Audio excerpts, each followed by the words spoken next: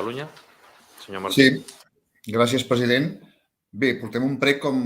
tots vostès veuen, que reitera un dels aspectes més fonamentals i de més interès del grup municipal nostre i de molts altres durant aquest mandat i també de l'anterior en relació a la preservació, la necessària defensa, protecció i preservació del patrimoni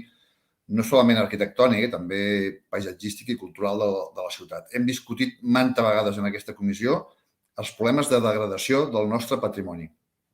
sigui patrimoni protegit, especialment, si està protegit, com aquell que no està protegit i hauria d'estar-ho. Aleshores, nosaltres el que hem fet és demanar al govern amb aquest prec que en alguns casos, n'hem posat 4 o 5 o 6 al prec, tant d'edificis com de béns patrimonials que no són edificis, però hi ha alguns d'ells protegits i altres no protegits. Però sí que el que demanem és que, perquè això passa en més d'una ocasió, és que mentre no s'aproven els projectes executius de rehabilitació d'aquests espais, aquests edificis, aquests béns patrimonials protegits i no comencen les obres o no acaben les obres de rehabilitació,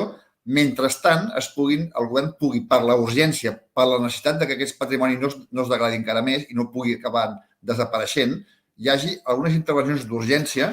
que, diguem-ne, faci de pont, d'una obra pont, una actuació pont, fins que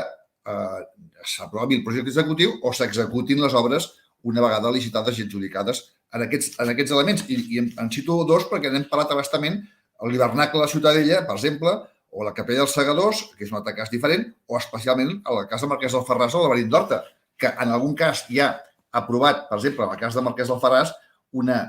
projecte per valor de 4 milions d'euros des del mes d'abril